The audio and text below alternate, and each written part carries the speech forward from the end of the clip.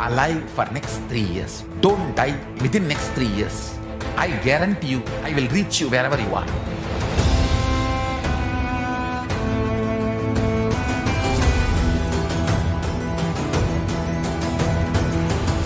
Be alive, somehow be alive for next 3 years. I will reach you wherever you are, whichever corner of the world you may be.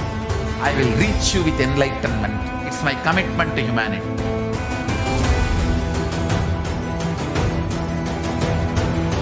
I'm going to empower, enlighten each and every one of you with the fuel and energy of the parallel universe.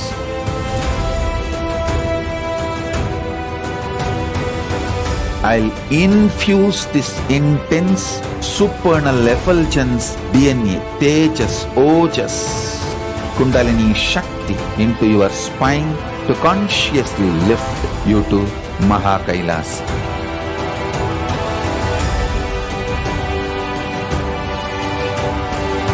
It is irreversible permanent enlightenment, irreversible power manifestation, irreversible permanent empowerment.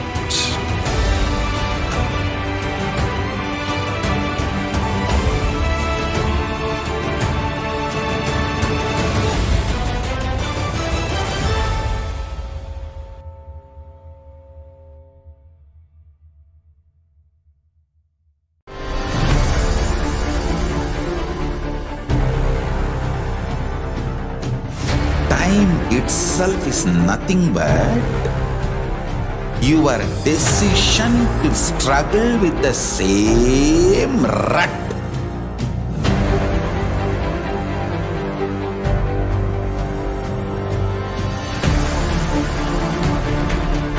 Your decision to struggle with the same rut is time, Kala. Your decision to swallow time is Kala Bhairava.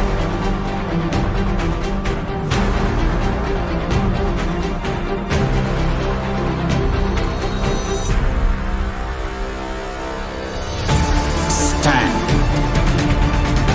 Be a conscious woman or man. Be conscious being.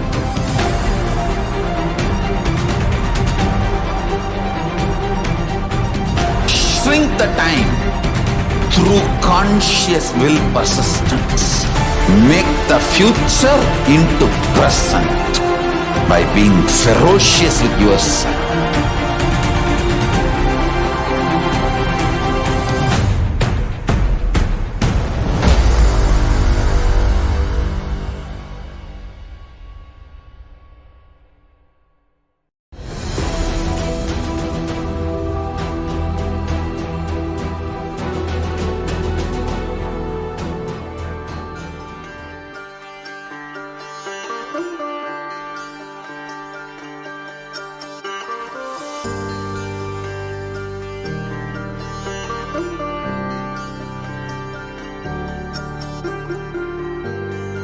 KAILASA, the good God country. Hinduism has something great to offer. Hindu God, Paramashiva, is good. We love him not just because he gives us what we want, but because he is good, and he has so much to offer to the world that makes the best nation. Hindu God has life positive, all-inclusive, good, spiritual, social, political, and moral principles.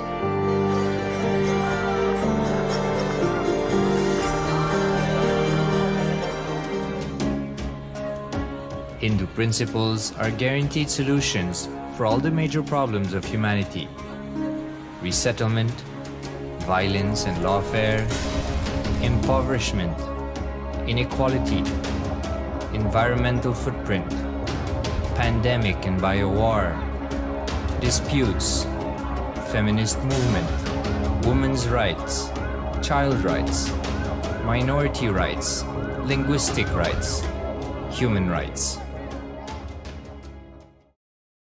Because Hinduism has the best to offer to the world, KAILASA, standing tall since 1994 for the grand narrative of Hinduism, is the good God's country.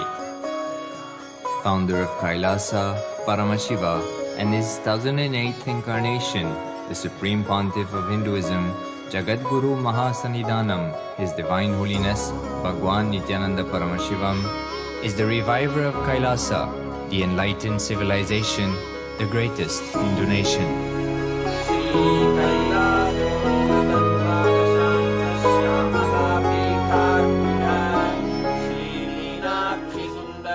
His Divine Holiness was birthed by his predecessors of enlightened masters,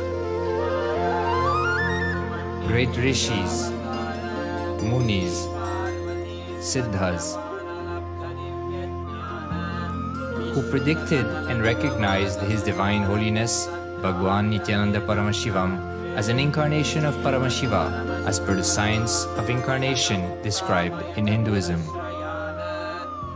From his first Chaturmasya at the age of 3 in the year 1980 until the age of 16 in the year 1994, the Supreme Pontiff was trained for the revival of KAILASA. He began reviving KAILASA from the age of 16 after the coronation on the 25th May 1994.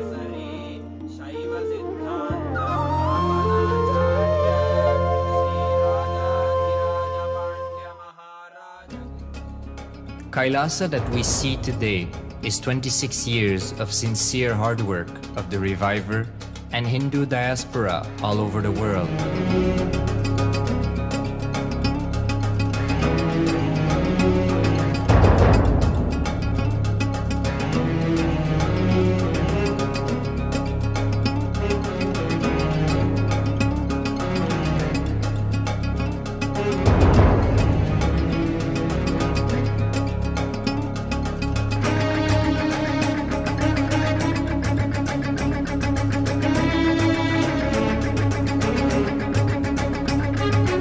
KAILASA has a potential population of 2 billion Hindus worldwide, with over 100 million applications to its citizenship already applied.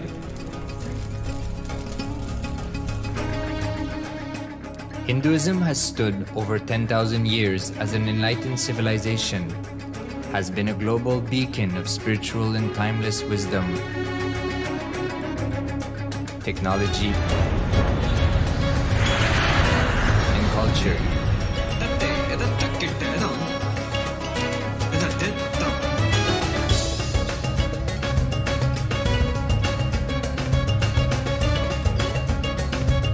He's wearing a grey jacket. His name is Boris.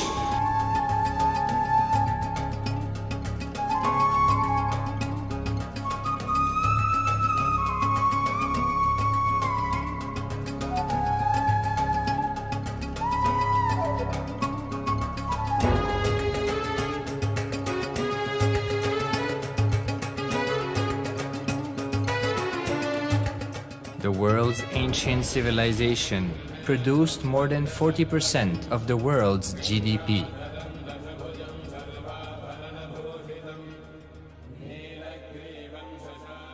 Purpose of life is to experience oneness with the ultimate reality, Paramashiva. Life exists on the planet Earth for last 40 billion years, and 5 times life faced complete extinction on the planet Earth. But somewhere one DNA, one cell, living organism is thrown out of planet Earth, preserved inside a volcano rock. After millions of years comes back to Earth due to gravity or whatever reason, gets into the ocean and starts the life again. Sanatana Hindu Dharma is the conscious science to give breakthrough to your DNA through natural selection process and to your consciousness through the conscious decision process.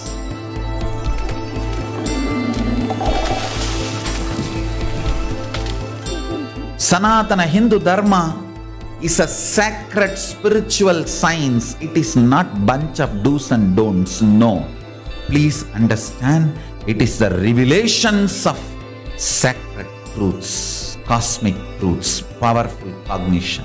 It is still alive. That science is available, time-tested, foolproof.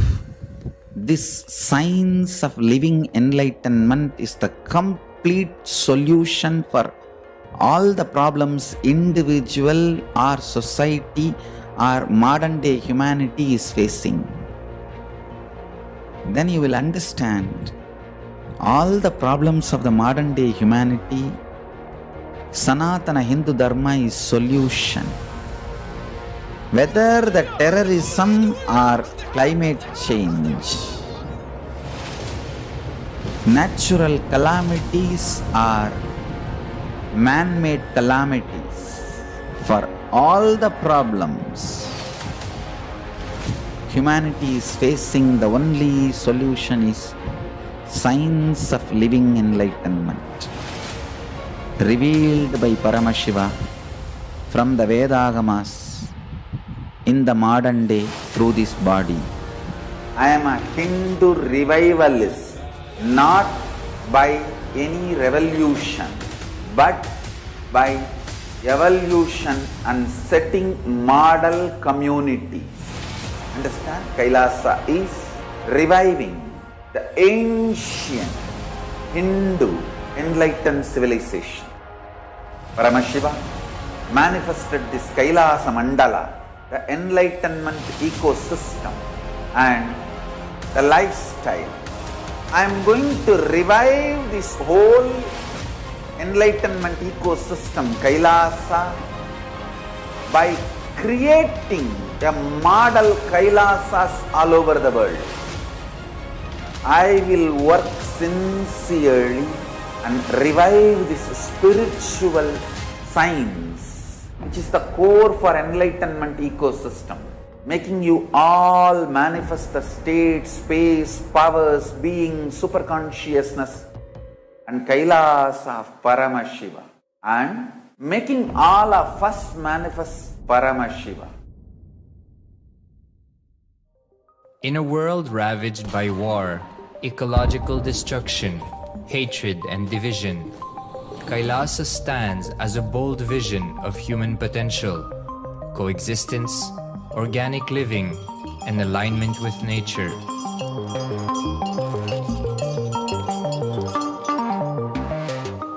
Over the past 50 years, the world has seen the creation of dozens of new countries, and so if anything, it would be odd not to see a new country formed in the 21st century. Without the protection of political legitimacy, there is an imminent danger that the great tenets, scriptures, and science of creating an enlightened civilization, which spanned 56 states, 200 kingdoms, 1700 samsthanas, and 10,000 sampradayas, will be forever lost to humanity. The Hindu diaspora are highly successful around the world. They formed the dispossessed diaspora who has been driven to other countries because they are unable to practice their religion authentically in their own country. They have flourished in countries where they have been allowed to settle with religious freedom. For example, in the United States, Hindus are the most educated and highest earning community, with 77% of them holding a bachelor's degree and 48% having an income of $100,000 or more. Although they are only 1% of the population, Hindus have launched 13.5% of the startups in the USA.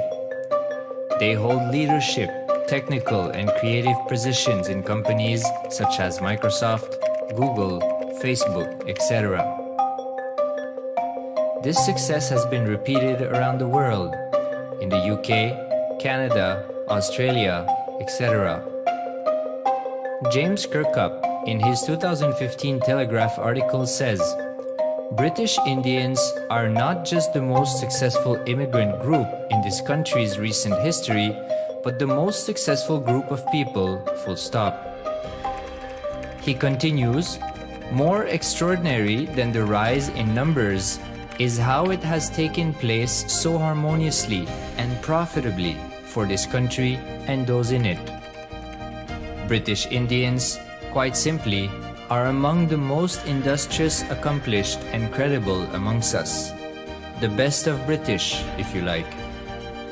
The same article says that British Hindus are barely 2% of the population, but 12% of all the doctors. Australia and Canada have understood the ingredients of fast economic growth of the country and are doing everything to attract the educated, rich Hindu community. Hindus are the fastest growing migrant population in Australia. In 2017, 200% more Hindus have received invitation for Canadian Permanent Residency Program. Even now, the Hindu diaspora worldwide are the richest. No divorce, have no cases of drugs and substance abuse, lowest mental disorder, no depression. Hinduism is the only religion which neither converts nor kills. Absolutely non-violent, the elite sect of mankind.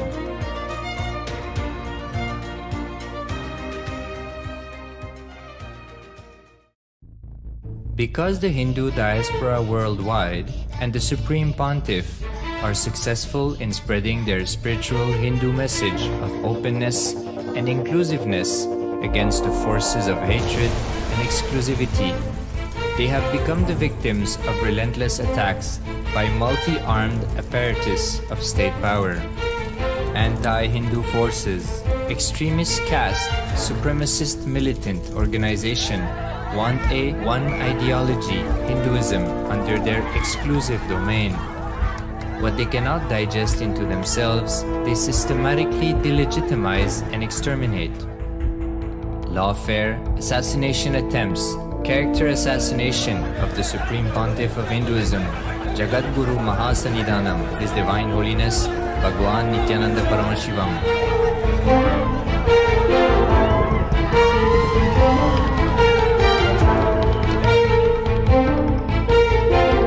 Attempted assassination and assassinated Kailasians.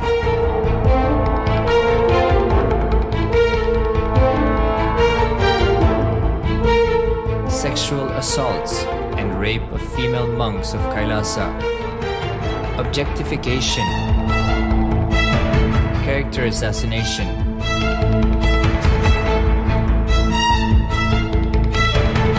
State-funded child abuse and sexual abuse on the children of Kailasa. Then I told I don't want to see a picture. Then I told I don't want to see a picture. Then they showed me a picture. State-operated embezzlement of funds, properties and assets donated by the Hindu diaspora worldwide for the purpose of the revival of Kailasa.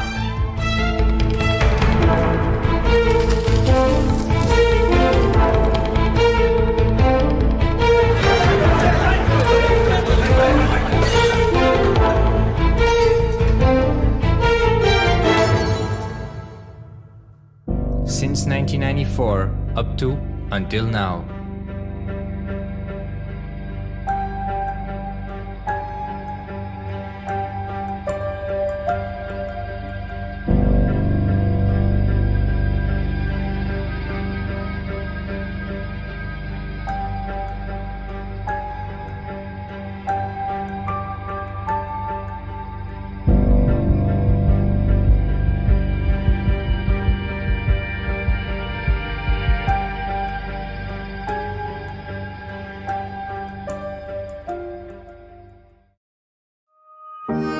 Building a nation is not a project accomplished overnight or by virtue of hope. Kailasa is the manifestation of 26 years of sincere hard work, sacrifices, integrity of the Supreme Pontiff of Hinduism, Jagadguru Mahasannidhanam, His Divine Holiness, Bhagwan Nithyananda Paramashivam, and the Hindu diaspora worldwide for the past 26 years for the enlightenment of humanity.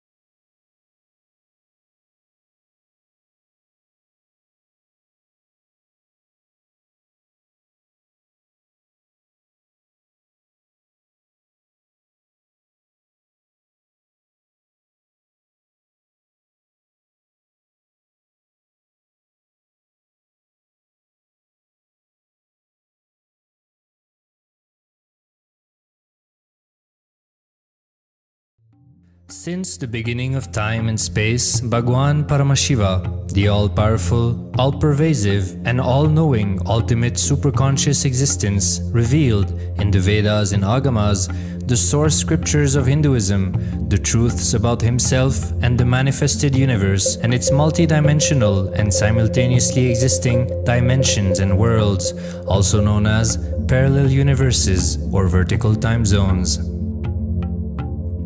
त्रुट्यादि प्रत्ययस्यार्थ कालो माया समुद्भवः. The Kala Tattva, which gives rise to the knowledge of various time zones and parallel universes such as Truti and others, is originated by Ananteshwara from the impure Maya. Bhagwan Paramashiva mentions that as we experience the various higher states of consciousness, we simultaneously experience the various time zones associated with them. We get transported to the parallel universes and experience the other dimensions of our own existence, of our own personality. Listen, Subarloka is all about stable bliss, absolute health and stable bliss. Maharloka is all about the highest peak possibilities. Jana Loka is the place where you can exist in multiple bodies at a time. You experience oneness as the super reality. Tapaloka is that last struggle you go through. Sometimes you know you are Paramashiva, sometimes you just slip off, but again you say, I am Paramashiva. That space is the Tapoloka, an absolute surrender. Whether I am remembering, I am manifesting Paramashivatva, or I am deluded, I surrender both to Paramashiva. When you take that decision, you are lifted to Brahmaloka. You move to the Brahmaloka. The deep surrender lifts you to Brahmaloka. Then from there you move to Parandama, Vaikunta, and Kailasa, then Mahakailasa itself. The key to unlock these parallel universes is hidden in the spine of the human body. Human beings, only human beings on this planet Earth are empowered, hardwired, capable of migrating to parallel universe. Understand? Your spine is not only hardwired, capable of fueled, charged to lift you off to different parallel universes. Sukritan manavo bhutva jnani chen mokshamapnuyat chaturashita-laksheshu sharireshu sharirinam namanusyam vina yatra tattvahanantu labhyate. Of the 8.4 million bodily forms, the human body is the most important, for it is this form in which one gets knowledge of the essence. This knowledge of essence cannot be attained in any other form other than human. The possibility you have need to be told to you. Understand? Even though animals have spine, because the majority of the time they spend horizontally, the spine is not capable of getting fuel with a subtle fuel called ojas. The ojas need to be filled in your spine, and the kundalini need to be ignited for you to reach parallel universe and different vertical time zone spaces. When our state of consciousness is raised, we start experiencing these higher lokas, allowing the various possibilities and powers available in these universes to start expressing in our own human body. Recently, scientists have discovered that the human body, particularly in the brain, naturally produces light in the form of biophotons, and that when our state of consciousness is lifted, the brain moves from producing a normal 20 photons of light per centimeter square per second to more than 100,000 photons of light per second. That shows us that as we start to experience higher and higher states of consciousness, we start to produce huge amount of light, which is directly proportional and translatable to the amount of possibilities and powers that start to manifest on this plane, as well as the freedom from pains and sufferings experienced by beings in lower states of consciousness. These higher lokas gives you various possibilities, powers. For example, visualize you going to a different country where the electronic gadgets are easily, freely available. So naturally, everything you can gain through the electronic gadgets will be available to you freely. Same way, Kamadhenu, Karpaka Vriksha, Parijata, all these are like different gadgets, possibilities available in different lokas. Please understand, a permanent, irreversible power manifestation from the upper lokas is possible. Once these possibilities and powers start to express in the human body on the Bhuloka, our present plane, we reach a point of no return, where the cognitive shift which happens in us about who we are and what is the reality hidden behind this perceivable world frees us from the deluded ideas we have about ourselves and the life in the cosmos. The moment your consciousness is empowered to access and to exist in the parallel universe, no force in this Bhuloka, planet Earth, can torture you, abuse you, suffocate you. It is irreversible, permanent enlightenment, irreversible, permanent empowerment. In the source scriptures of Hinduism, the Vedas and Agamas, Bhagwan Paramashiva reveals about the importance of being initiated by a guru who is fit of giving initiation for us to raise into the various states of consciousness and experience the higher time zones.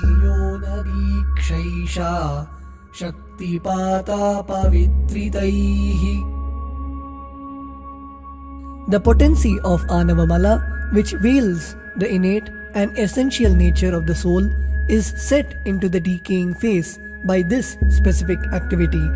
Such specific activity is characteristically called Diksha. The intimate communion between the Blessed One and the Blessing One is very rare and difficult to occur.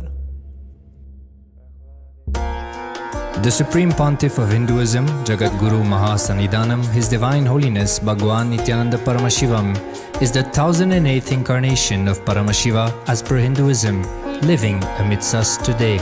Starting out at a young age and enduring years of intense penance, he persevered with the single-pointed vision of experiencing the ultimate oneness with Paramashiva, known as Paramadvaita. He traversed the length and breadth of India, initiated by his gurus into yoga, tantra, and other Eastern metaphysical sciences. After having many profound spiritual experiences, he finally received the ultimate experience of Paramashivoham, I am Paramashiva, from his guru Arunagiri Yogeshwara, an incarnation of Paramashiva himself in the holy town of Tiruvannamalai in South India.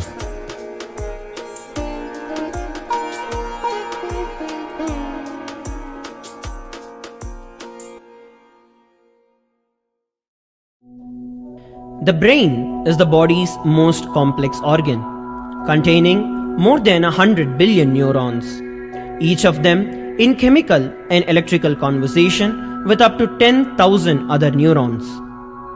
Its sheer capacity to process the various happenings of life is astonishing. The scientific studies on the Supreme Pontiff of Hinduism's brain remarkably shows that the complexity presents no difficulty for the Supreme Pontiff of Hinduism in managing his brain's activity. The Supreme Pontiff of Hinduism's capacity to control his brain is very fluid. He can easily shift his brain function and alter his brain waves, allowing the travel into various time zones possible and effortless.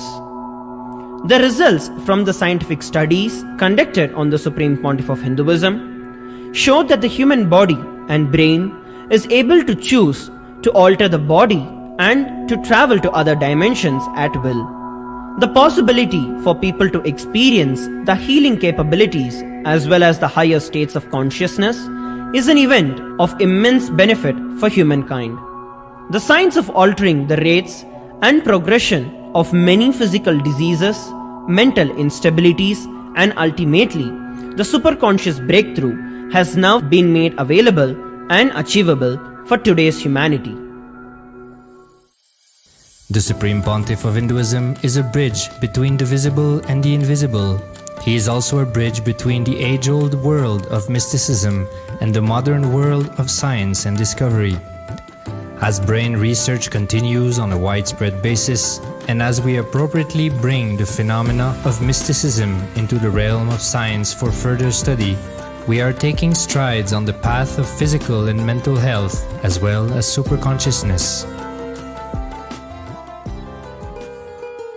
I'm going to empower, enlighten each and every one of you with the fuel and energy of the parallel universe. It can make you tireless forever.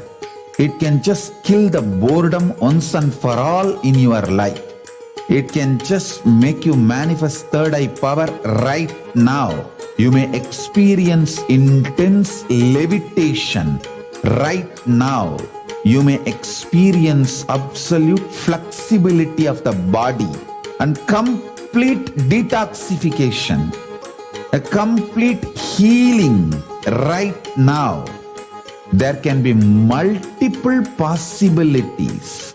I'll infuse this intense supernal effulgence, DNA, Tejas, Ojas, Kundalini Shakti into your spine to consciously lift you to KAILASA.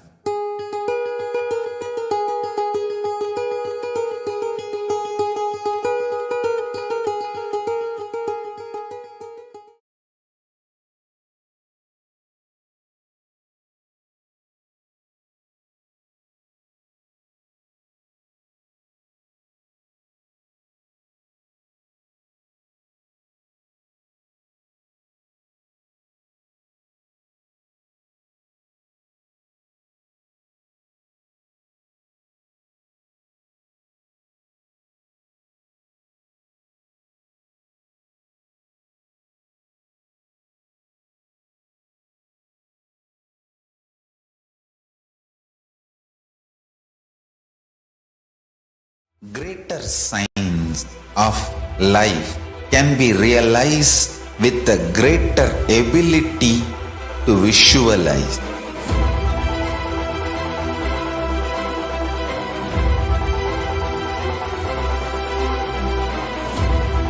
Greater science is the equivalent word for Hinduism.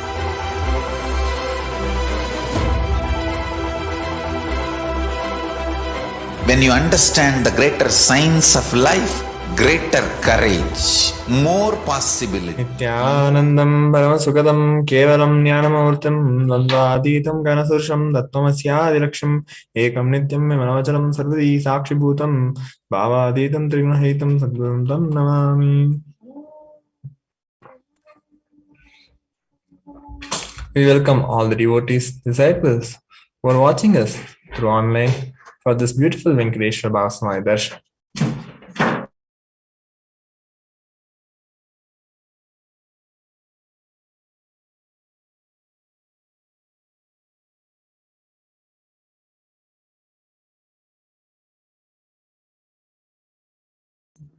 So, what will we be learning today in the Venkateshwara Bhava Samadhi Darshan?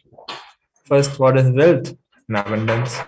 Second, who is Bhagavan Venkateshwara? Third, principles of Bhagavan Venkateshwara. Fourth, how to go beyond poverty and wealth consciousness. Fifth, powerful cognitions about wealth and abundance. And sixth, Diksha and Darshan of Bhagavan Venkateshwara manifesting to the Supreme Pandava of Hinduism.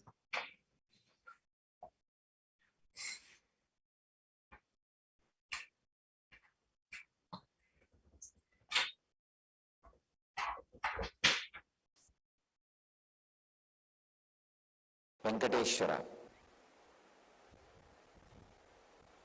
Venkateshwara is one of the most powerful modern day incarnation. Incarnation happened in Kali Yuga.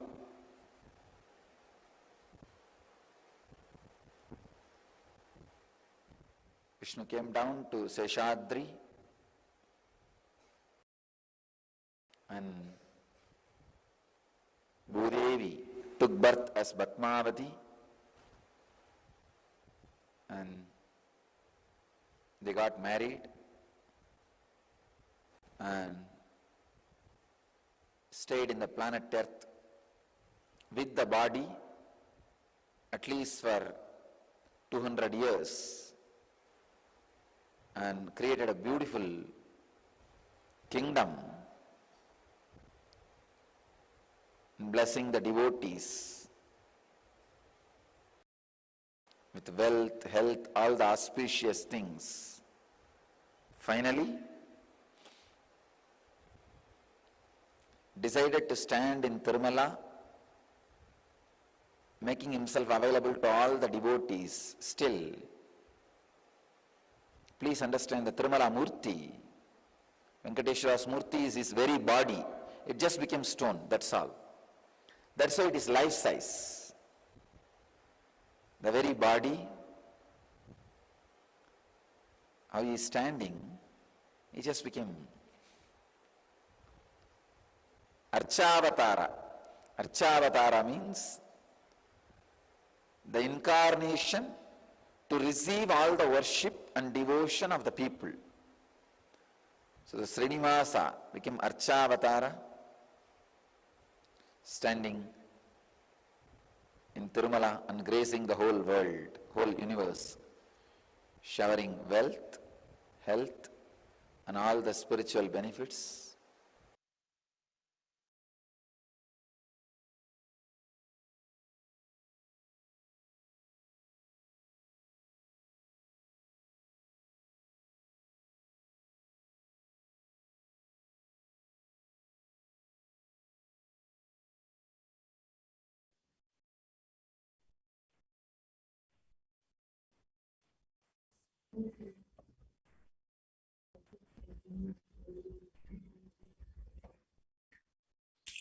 The powerful cognition you will be learning today are: first is about sacred science of Bhava Samadhi Darshan. Second, Bhagavan Venkateshwara. Third, powerful cognition about wealth and abundance. Fourth, what is blocking your wealth? Fifth, how to manifest wealth and abundance.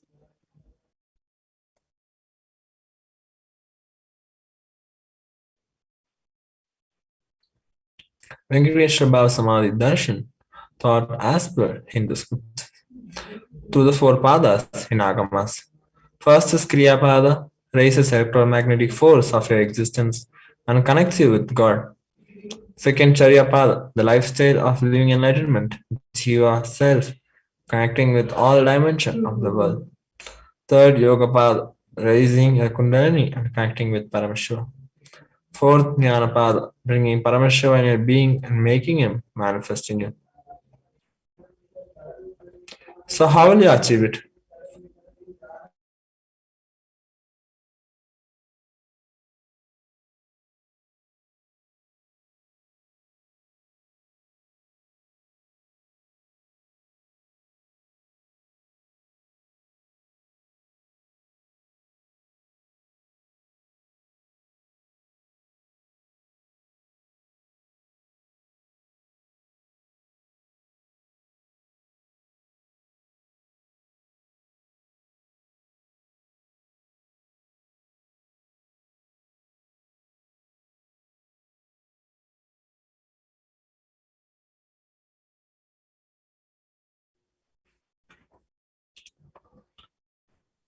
So how will you achieve it? First is by listening, second is by internalizing, third by manifesting powerful cognitions, fourth with Darshan and Diksha.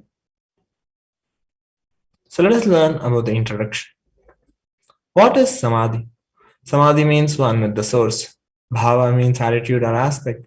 Bhava Samadhi means being one with the source through this aspect.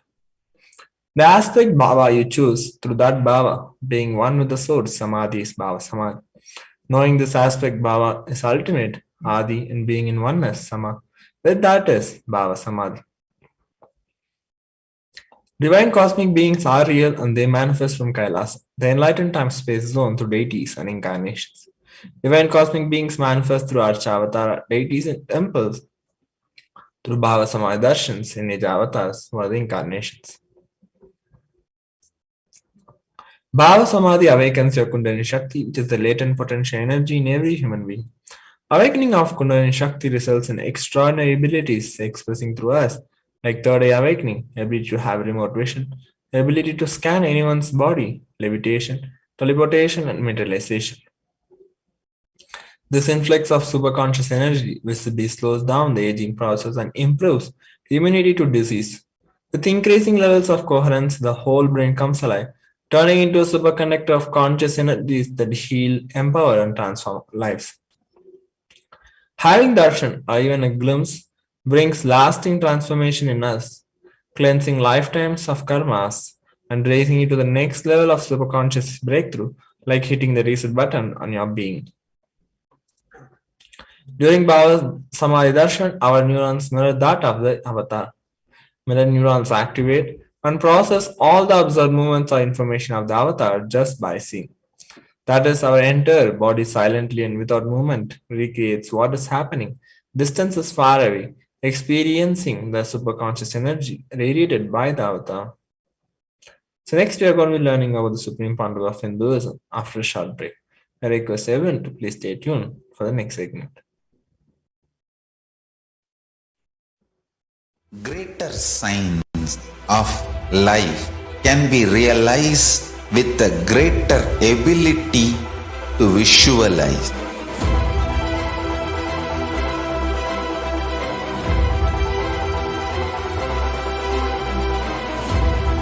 Greater science is the equivalent word for Hinduism.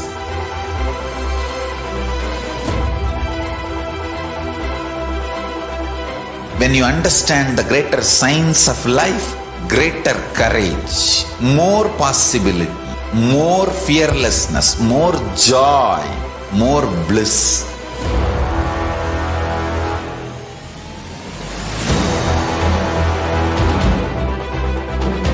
When you visualize Paramashiva with 25 heads, 75 eyes, 50 hands, your consciousness becomes ferocious, and that ability to visualize, you will get involved in everything deeply.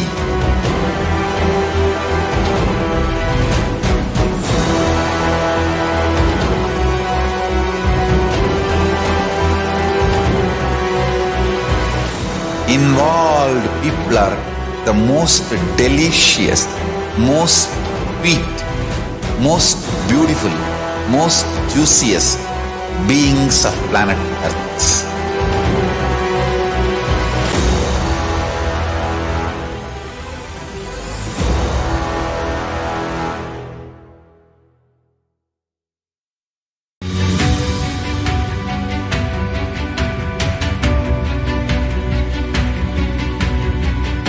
The moment you decide, your consciousness is the supreme identity you have.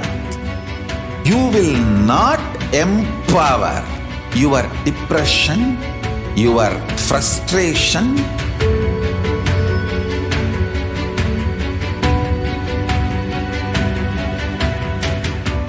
deal your problems, whether it is simple headache or depression or the worst suicidal patterns or life negativity, only through consciousness. Don't go for any other solution.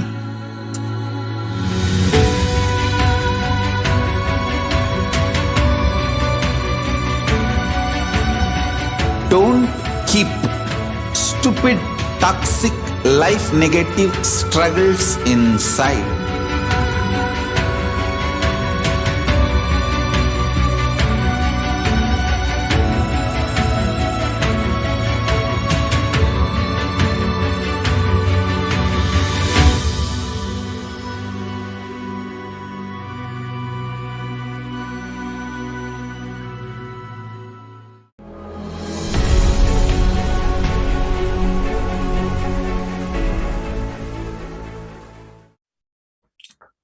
Welcome back, everyone. So let's now learn about the Supreme Pandu of Hinduism. The Supreme Pandu of Hinduism is Divine Holiness Bhagavan Nithyananda Paramashivam is the reviver, a macrocosmic ancient enlightened Hindu civilizational nation. Supreme Pandu of Hinduism is the 1008th incarnation of Paramashiva, as per Hinduism, recognized by its predecessors, who are enlightened masters and adepts. Supreme Pandu of Hinduism has made the science of our manifestation, yoga, and temple-based universities a lifestyle for humanity. The Supreme Pandu of Hinduism is ordained as the 233rd Guru Mahasanidhanam Alpanta Kanchi KAILASA Peetham, the Tonde Mandala. And he is also the incoming emperor of the Suryavamsa Swarangi Samrajya, in the present 293rd Jagat Guru Mahasanidhanam of Kailasa and the Shamala Peetham. He is the present Mahamandaleshwar, Supreme Spiritual Head of Mahanirvana Akada, the largest monastic order. The Supreme Pandu of Hinduism is the 1008th Acharya Mahamandaleshwar, the head for all spiritual leaders of Akada, the ancient apex body of Hinduism. And he is the present 23rd Guru Mahasanidhanam of Dharmamukti, Swargapuram.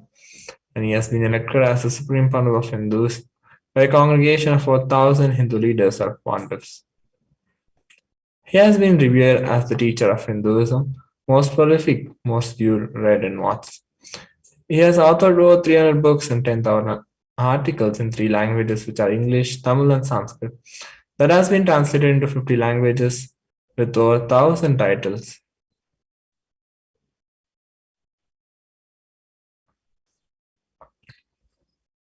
Over 20 million copies of books and articles have been sold, read, and downloaded. Over 10,000 hours of discourse are enriched with over 1 billion lives digitally. Supreme Pandu of Hinduism has been respected as a commentator of all sacred scriptures such as Upanishads, Bhagavad Gita, Shiva Sutras, Brahma Sutras, Yoga Sutras, Ashtanga Gita, Jain Sutras, etc. Supreme Pandu of Hinduism has been honored as the leader of Hinduism, the most awarded internationally recognized Hindu leader. He is a reviver of 108 ancient Hindu Sampradayas, including the Rudrakanyas, Rudras, Rishis, Rishikas, Bhairavas, Bhairavis, Sannyasis. He is the establisher of the largest Hindu university, which is the KAILASA Nithyananda Hindu University in the world, with satellite campuses in around 150 countries. He is the establisher of 1,000 plus KAILASA Enlightenment ecosystems. He is also the founder and reviver of over hundreds of Peethams. Supreme Pandu of Hinduism is also the collector of the largest Hindu library with over 1 million books, 1 million palm scriptures, and over 20 million digital books. So let's now learn about the manifestation of the extraordinary Shaktis.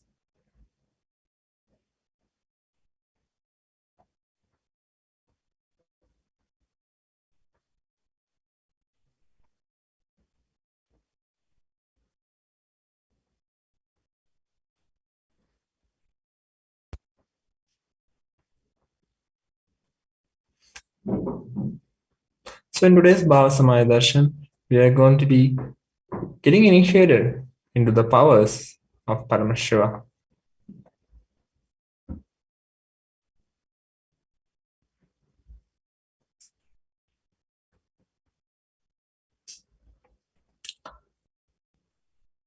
So we are going to be manifesting some of the powers during the Venkateshwara Bhava Samadhi Darshan.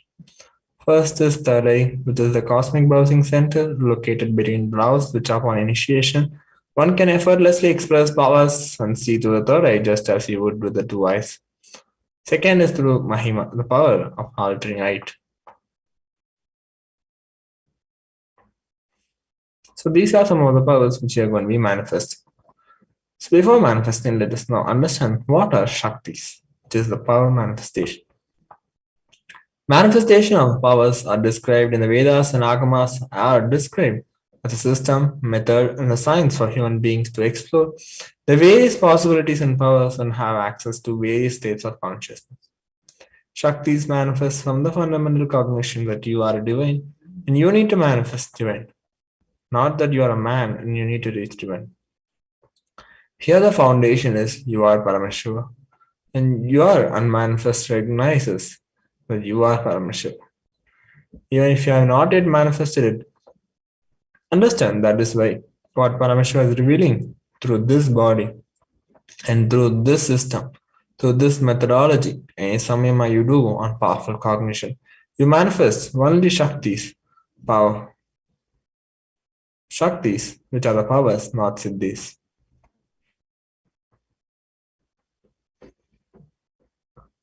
The Shaktis express from the space of enlightenment as a side effect of feeling connection with the divine and high integrity with the Guru. Shaktis are the source of enlightenment and Siddhis are powers that manifest from tapas or penance for enlightenment and Siddhis are on path of enlightenment. The Shaktis of Paramashiva manifest through ordinary human beings in an extraordinary way after the initiation from the avatar, and Shaktis are permanent, whereas Siddhis are not permanent and Siddhis may divert you from enlightenment. Paramashiva, the source of Shakti. Paramashiva is the primordial divinity in Hinduism, the ultimate reality and cause, which is self-effulgent, Swayam Prakasha, all-pervading, unchanging beyond time, space, form, and causality.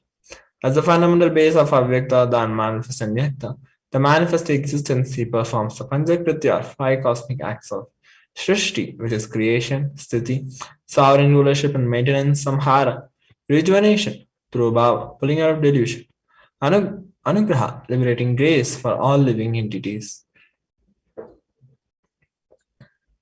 The supreme founder of Hinduism is Divine Holiness Nithyananda Paramashivam, the 1008th living incarnation representative of Paramashiva and the reviver of KAILASA. The ancient enlightened Hindu civilization nation, the great cosmic borderless Hindu nation.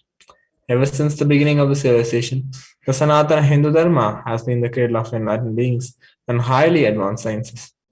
It was where the science of enlightenment powers, Shaktis, was lived and taught as a lifestyle. For the first time in modern days, Supreme Founder of Hinduism is reviving these yogic sciences and transmitting into the world at a record-breaking, never accomplished before.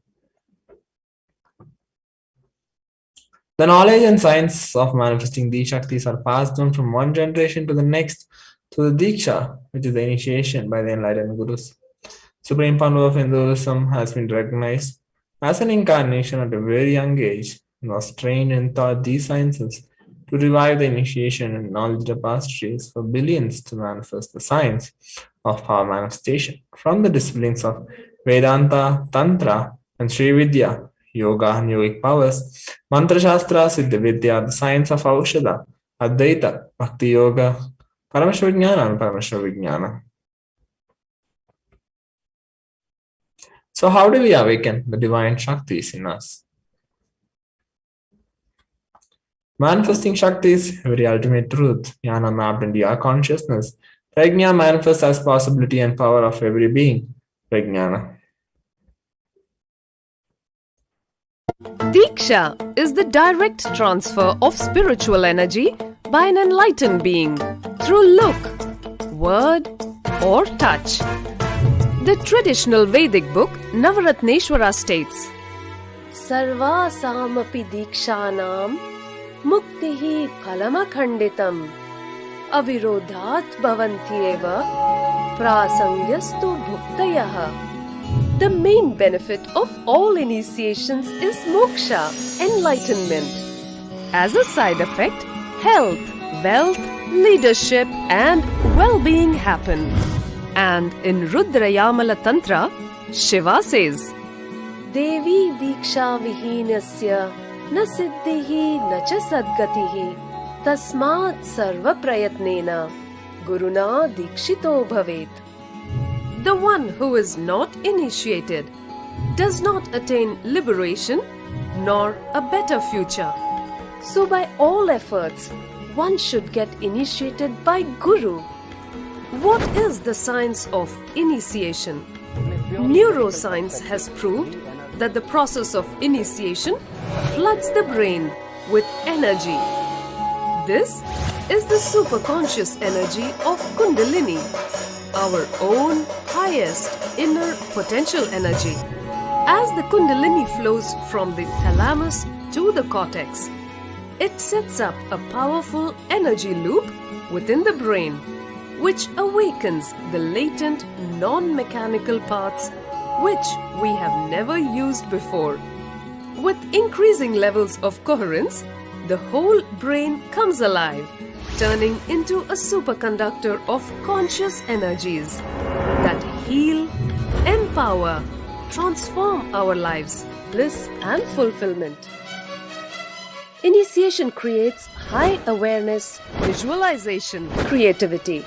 It also slows the aging process and improves the immune system. Kundalini awakening, healing experience, levitation, teleportation, materialization. Experience the power of initiation through a range of exclusive programs conducted at the ashram. Nithyananda Dhyanapitham, Nithyananda Nagar, Bir.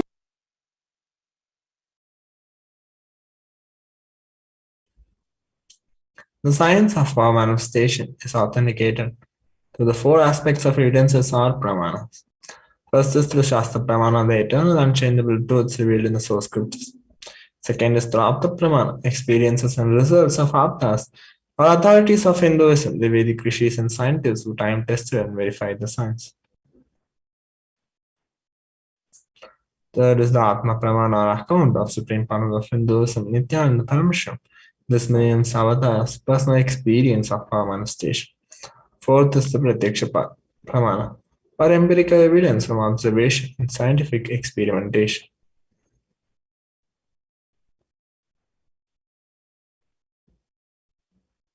So Veda-agamas is our living applied science. Vedas are the ultimate superior authority for Hindus. Vedas are pure science where the ultimate truths are explained. Agamas are the scriptures where the applied technology, the applied science is expanded. Vedas and Agamas are given the status of Shruti as they are directly revealed by Paramashiva. They are the ultimate, eternal, unchangeable truths. A reference cited from these Shastras or scriptures is called the Shastra Pramana.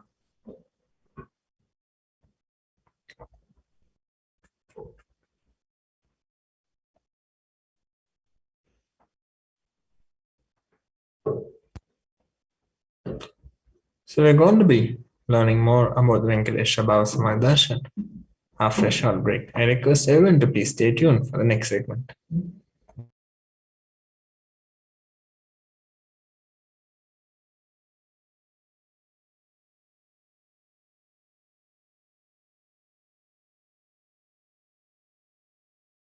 Greater science of life can be realized with a greater ability to visualize.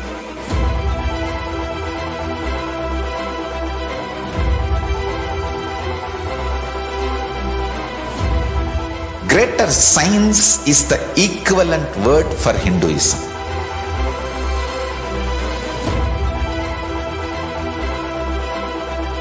When you understand the greater science of life, greater courage, more possibility, more fearlessness, more joy, more bliss.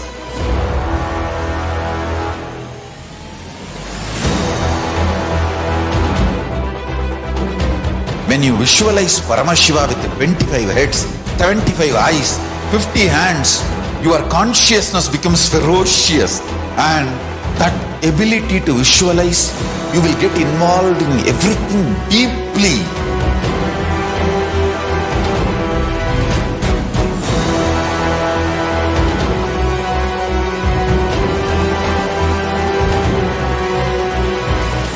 Involved people are the most delicious, most sweet, most beautiful, most juiciest beings of planet Earth.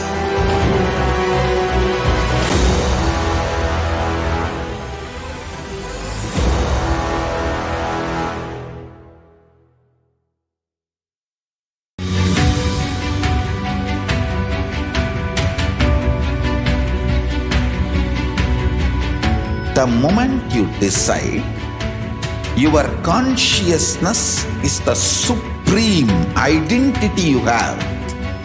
You will not empower your depression, your frustration,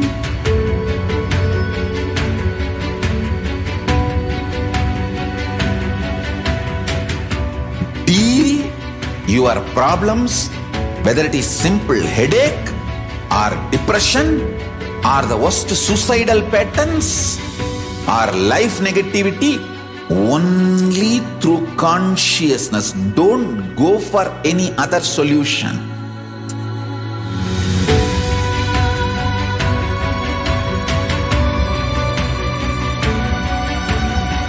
Don't keep stupid, toxic, life negative struggles inside.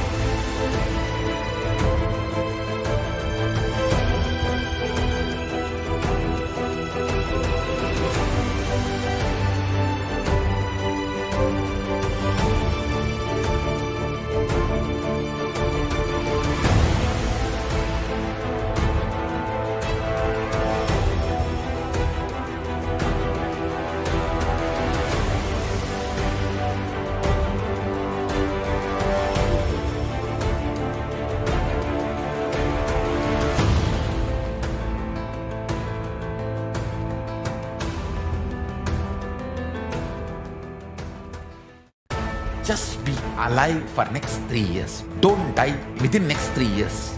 I guarantee you, I will reach you wherever you are.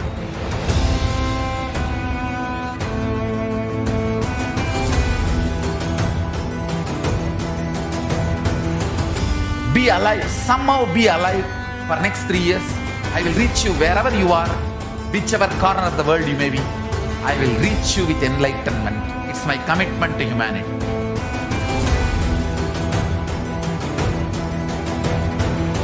I'm going to empower, enlighten each and every one of you with the fuel and energy of the parallel universe.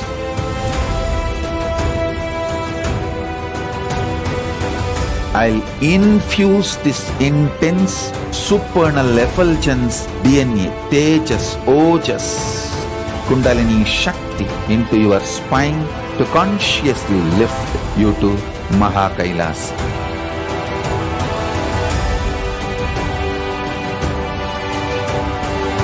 It is irreversible permanent enlightenment, irreversible power manifestation, irreversible permanent empowerment.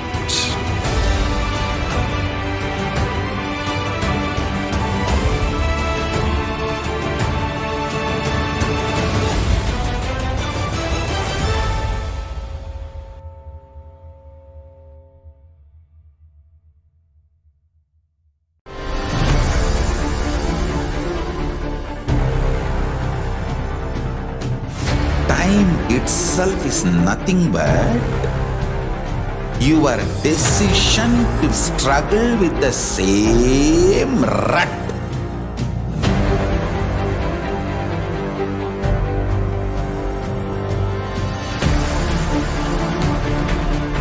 Your decision to struggle with the same rut is time, Kala.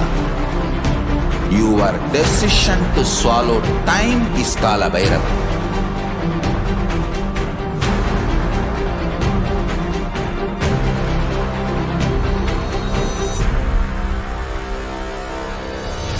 Stand. Be a conscious woman or man. Be conscious being.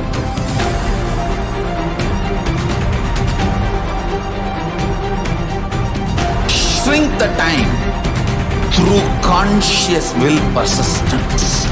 Make the future into present by being ferocious with yourself.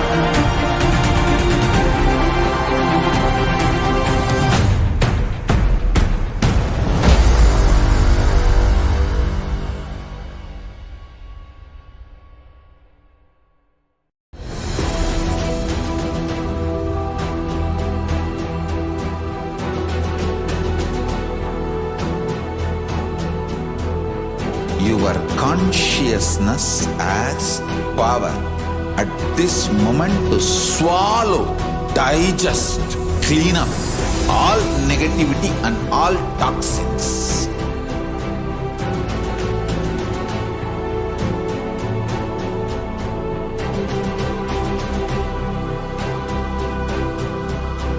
Develop a powerful will persistence. That's the most important asset for life.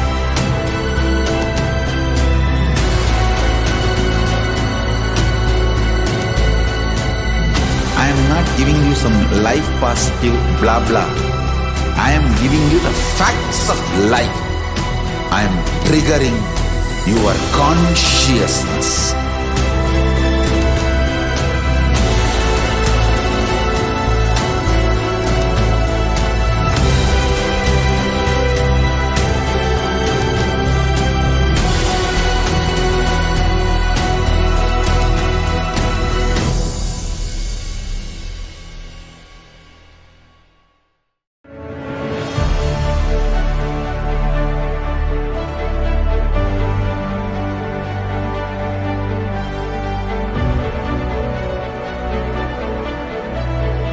I am your Guru.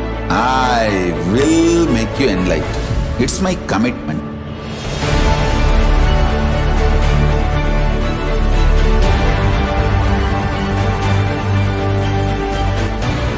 Till you become Paramashiva, I won't rest. Don't worry at all.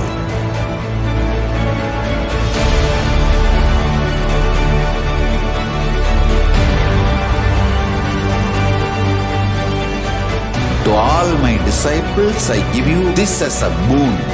I'll swallow everything with which you are stuck and liberate you all.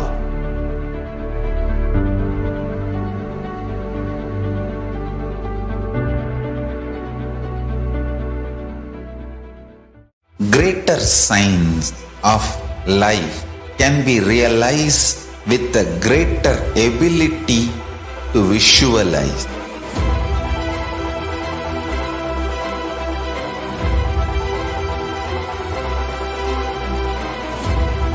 Greater science is the equivalent word for Hinduism.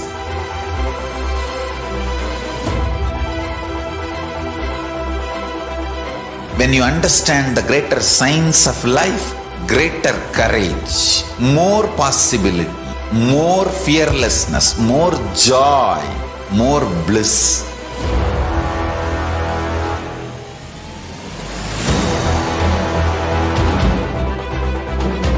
When you visualize Paramashiva with 25 heads, 75 eyes, 50 hands, your consciousness becomes ferocious, and that ability to visualize, you will get involved in everything deeply.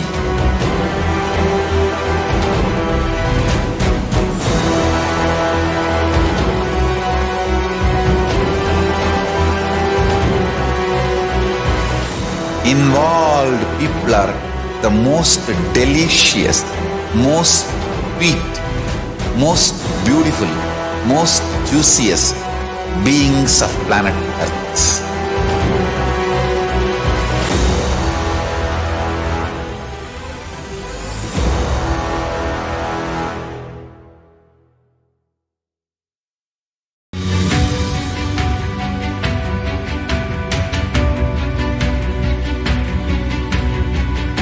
The moment you decide, your consciousness is the supreme identity you have.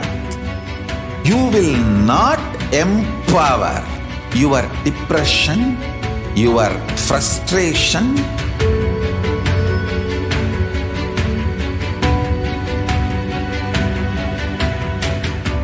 deal your problems, whether it is simple headache or depression or the worst suicidal patterns or life negativity, only through consciousness. Don't go for any other solution.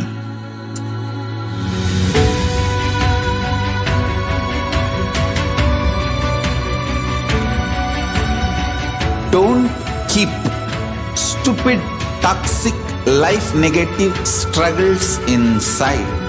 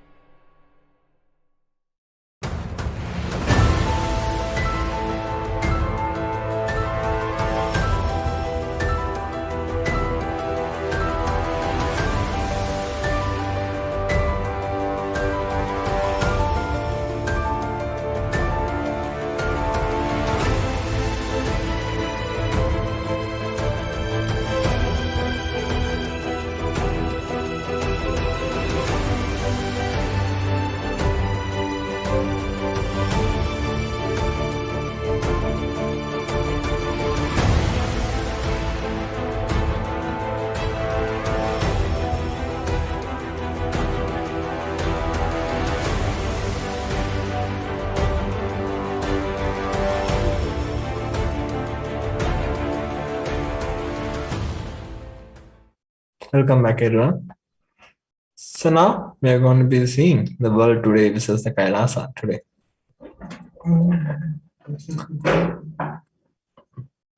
The ONS figures imply that the level of total economic activity in April 22 was back down to where it was in 2002, implying that an astonishing 18 years of growth seemed to disappear this year.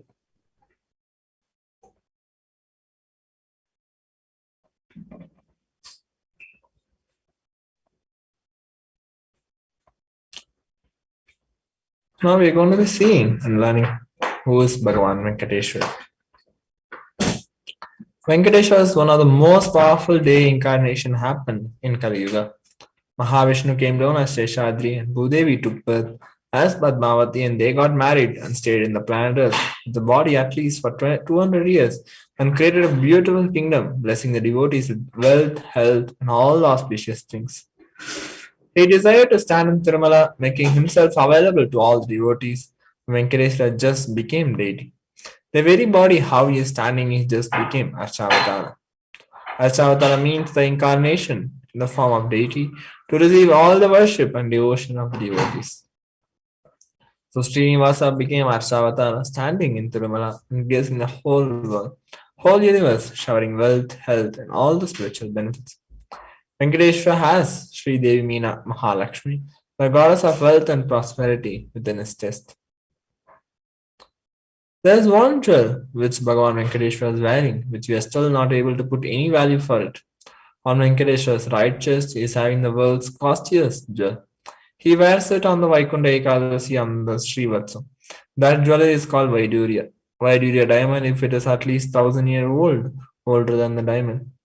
The jewel is supposed to have come out of the churning of the Milky Ocean, and there is only one piece available in the planet. That one Bhagavan Venkateshwara is wearing.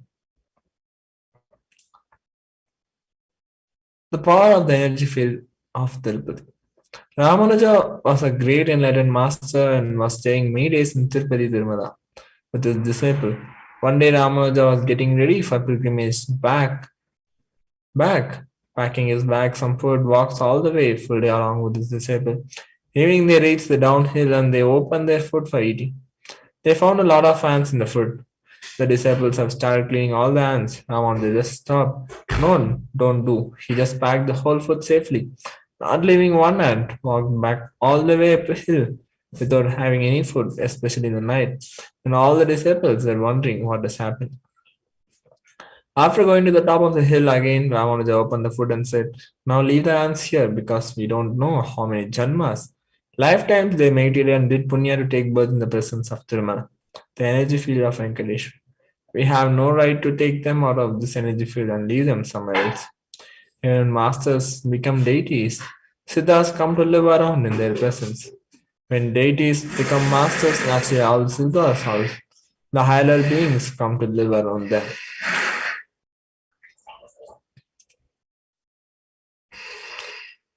There is a beautiful verse from Narayana Suktam. It says, Sahasra Shirsham Devam Vishwaksham Vishwasambhavam Vishwam Narayanam Devam Aksharam Paramam Padam. This universe is the eternal being Narayana, the imperishable, the supreme, the goal, multi-headed and multi-eyed, omnipresent and omniscient, the resplendent, the source of delight for the whole universe.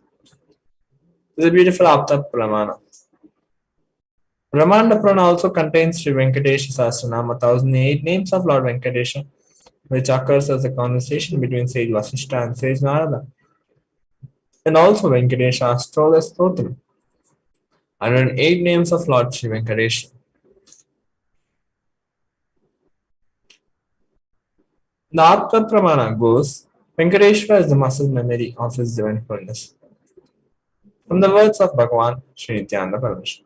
I have a very strong connection with Venkateshwara. My mother came to know that she was carrying me when she was on a pilgrimage to Venkateshwara temple in Tirupati. She did the Anga Pradakshina, circumambulating the temple by rolling on the floor around it. And after that she vomited. Usually people vomit after the Anga Pradakshina. They gave her the prasada, consecrated food of laddu, fried Indian sweet. And after that also again she started vomiting. Then the elders saw the pulse and confirmed that she was carrying the first feeder goddess from Venkateshwara. And I have a strong connection with Venkateshwara.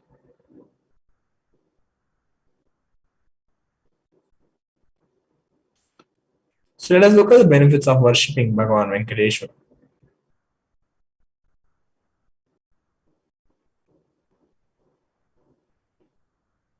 He becomes endowed with great reputation and becomes the foremost amongst the kith and kin. He acquires undiminished wealth in this world and unexcelled prosperity in the other world liberation. Bhagavan Venkateshwara bestows all the Ananda Kalyana Gunas, the divine auspicious qualities, and the one who worships him receives abundance in wealth in all other dimensions of life. In today's Darshan, Bhagavan Venkateshwara will be manifest through the Nijavatar, the 1008th living incarnation of Paramashiva, Supreme Pandu of Hinduism, Bhagavan Nithyananda Paramashivam. Receive the blessings and initiation to awaken wealth consciousness. We have two dimensions of wealth creation in Vedic tradition, Shankanidhi and Padmanidhi. Shankanidhi means conquered wealth, conquered from the natural sources. Padmanidhi means flowered wealth like a lotus created. Padmanidhi is made to flower from natural resources. In Vedic tradition, there are two major gods representing wealth. One is Kubera, another is Lakshmi. Kubera holds wealth and sits on wealth. Example, treasury stock market. Kubera enjoys the subtle power that holding wealth can bring. Whereas Lakshmi represents wealth that is flowing, circulating current. And Lakshmi uses wealth to enrich herself and the world. Lakshmi creates wealth effortlessly, uses it freely, distributes it unconditionally. So let us learn about the wealth creation, the Hindu way. Life can be equated to two things. One is the ability to achieve what you want in the inner or outer world. Two, just getting stuck in both the world, and these are the only two equations. Everybody wants wealth, but they do not increase the life to the level they want it. Wealth can be equated to the life energy you express. It is a straight equation because, as on now, a normal man has wealth as the first priority in the life. So, if you do not have wealth, don't blame anybody. You are not expressing life in you. Life energy is not happening in you.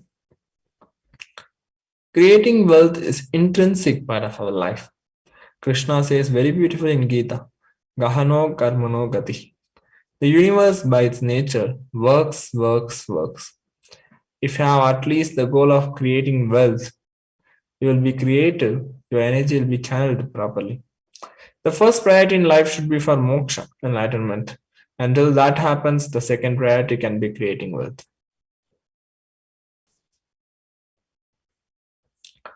Creating wealth makes you non-violent because your whole energy becomes creative. Creating wealth brings tremendous interest in life and non-violence. Wealth is not just an object or a thing to be achieved. Wealth is an extension of you. Anything that adds to you is wealth. The quality of health you enjoy, the state of your relationship, the fulfillment you experience in your career, your mental state, your sense of inner fulfillment, and all these are measures of a success with which you have created wealth in your life. Wealth is not even just money or currency. Money is one wealth, currency is one wealth. The assets are one wealth, being alive, active is one wealth. And all the four put together is wealth, money, currency, assets, being active. Wealth is neither bad nor good, it is a utility. Wealth consciousness means making a clear decision to break out of the myths and mental patterns that impoverish us and draw us again and again into the poverty cycle. You don't manifest your desire, you manifest your cognition, what you cognize and perceive as reality. Many of us say that I really desire wealth, but deep down you believe wealthy people are arrogant people, bad people.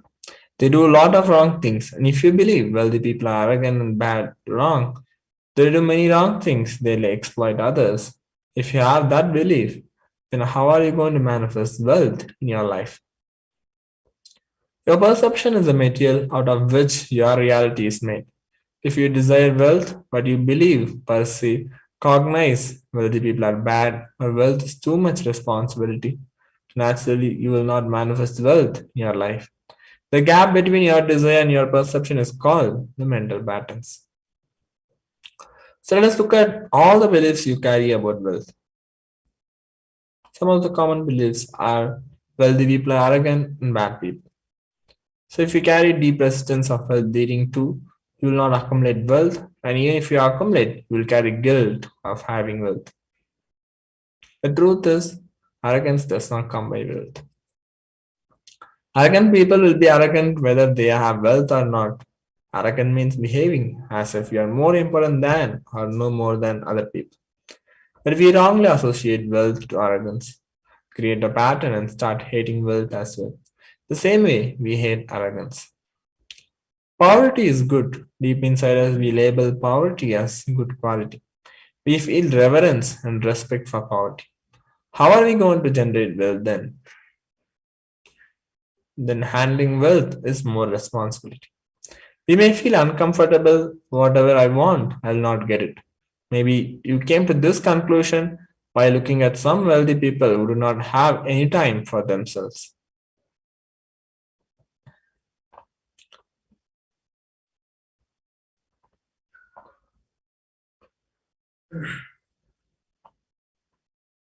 Some more inadequate beliefs on wealth. Making money is sin. Create as much wealth as you can, celebrate it, share it. And wealth consciousness is high creativity with high responsibility. Second, wealthy people work smart, not hard. Don't be too lazy to bend your body and mind to realize your dreams. Read the stories of any famous millionaire today, and you will see that wealth does not come from a genie in a bottle.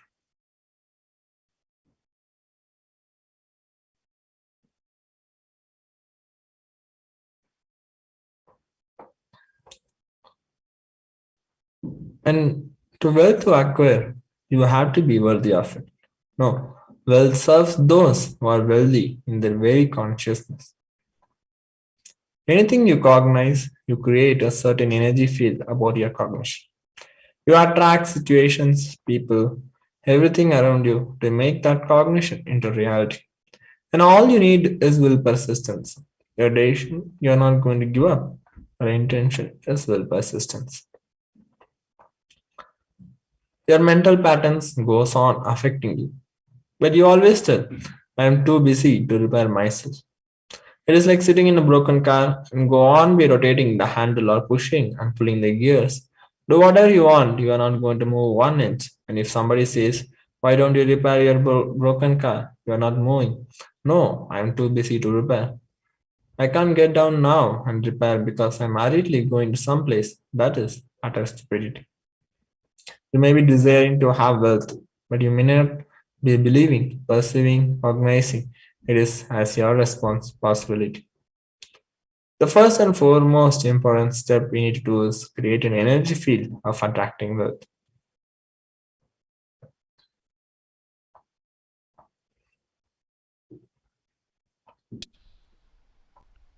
The first step we need to do, the first step we need to do, looking back, the gap between your desire and your cognitions,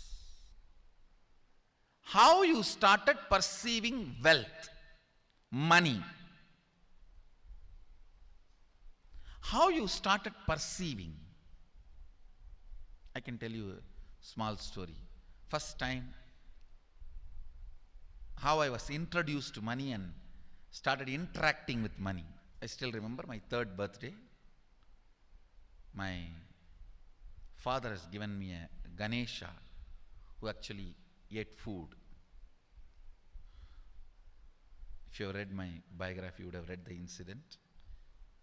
If you are interested, you can go to YouTube where I have narrated the whole story. I was given that Ganesha as a gift and I was so curious and busy with playing with the deity. And then in Indian village we have a habit, all the family elders will give coins on the birthday as a gift to the kids. So I was sitting and playing with my Ganesha and all the family elders came. I am supposed to bow down to them. It's a tradition. So I touch their feet and they will give money.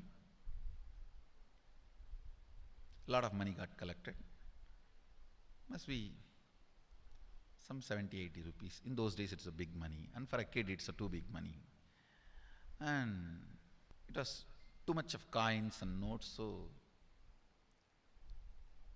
my father helped me to pack the whole thing in a hand key. So I looked at him and asked, what should I do with this? He said, you can buy whatever you want. I said, I don't need anything. I only wanted this Ganesha. You already gave it to me. I don't need anything. He said, then you can give it to anybody you want. So I just called all my cousins, brothers, everyone was playing. I grew up in a large joint family. 27 of us grew up together. So it's almost like a one school, small school. So all of them are playing. I called in my loud voice, hey, anybody wants come and take this money? I don't want it. So 4 or 5 kids were running, and my elder brother ran fast and took the whole thing, whole hand key. My father told me to tell my elder brother to share everyone, to share with all. I said, I have decided I don't want. And I said, whoever wants, take it. So he took it. How can I interfere in this after that? It's up to him. I will not even interfere, giving any further instruction to how they should share or who should share and all that. I said I don't want. That's my first relationship with money. I still see very clearly that's the same relationship.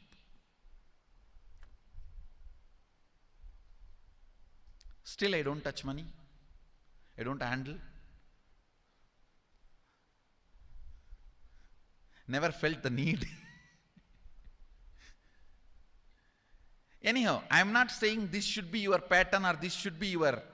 I am just giving you an example how I started relating with.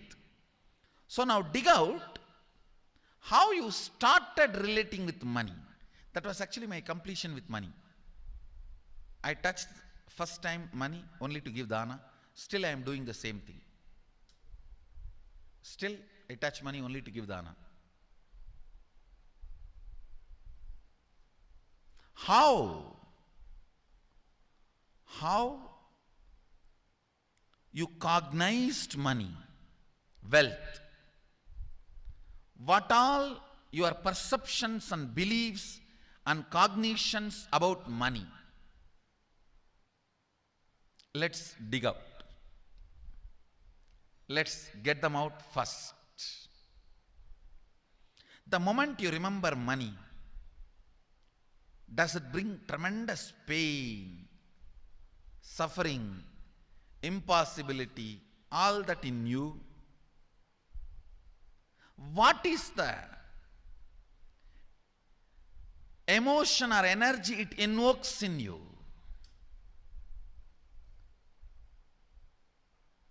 So put your pen to paper and just keep writing whatever comes to your mind. If you feel tortured, irritated, the moment you think of money, whatever you think, money is difficult, money is impossible, money is, unless you cheat, you can't get the money. Even if you cheat it, somebody will cheat from you. So much goes on inside you about money. Your incompletions with money. Just spend few minutes and let's dig out all the incompletions, mental patterns we have, perceptions, beliefs and cognitions we have about money. Listen, the first step we need to do now, cleaning up, completing these mental thought patterns, the incompletion patterns related to wealth, and stopping them from recurring. Please understand. Biggest problem is when you do not recognize something as a pattern, it continues to exist in you and recur. Please understand. Recurring, for example, today you remember, yes, I have a lot of incompletions and patterns. Incompletion means, let me define.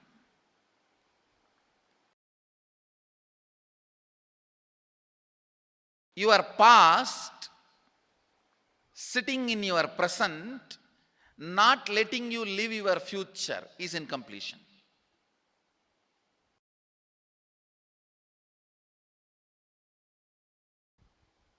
It has no logic.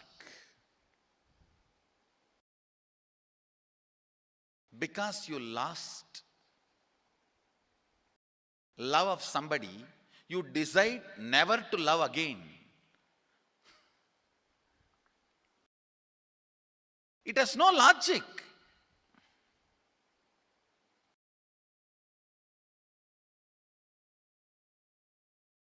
tons of negative decisions, cognitions you make about life is incompletion. I'll give you one small example. 8-year-old kid is in the classroom. Teacher asks, who is the first Prime Minister of India? The kid jumps on the bench and shouts, Mahatma Gandhi. Naturally, the whole class laughs, because Mahatma Gandhi is not, neither is Mahatma nor he is first Prime Minister. Okay, that you leave it. When the whole class laughs, she decides never to come in the front, jump up and be active. Even after 50 years, if she becomes a CEO of a company, in the team meeting, she will be telling her ideas to somebody else and somebody else will be presenting. Even if she is the head of the meeting, she will continue to suffer the decision she made at the age of 8. How many of you see this is happening even in your life in some form? That is what I call incompletion.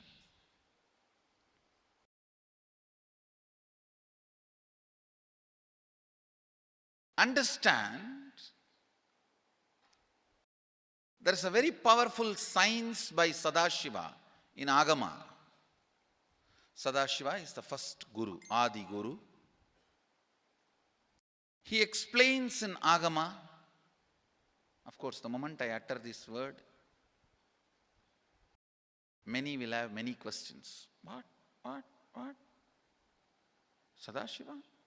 He was supposed to be God. Was he Guru? He was supposed to be energy. Was he teaching? Let me be very clear. He is the pure consciousness beyond time and space, but he also assumed form within the time and space. The formless came in form many times and taught the great spiritual truths to the world. We should not even use the word was. Is the right word.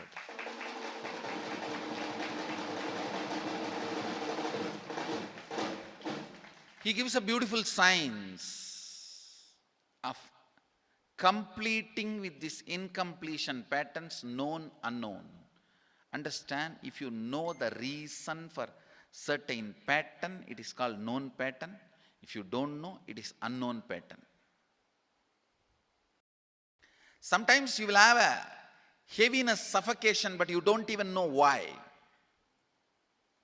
That is unknown pattern. Sometimes you know why you are going through what you are going through. That is known pattern. Known or unknown, you can complete. You can be out of it. It is possible. It is possible. I'll explain this science of completion. Understand, this one technique can help you whether you want to get rid of your headache or your whole ignorance and get into enlightenment. Whether you want as simple as healing your headache or as complicated as enlightenment. Anything, this one technique can give you. This one technique, it is a complete end-to-end, alpha to omega.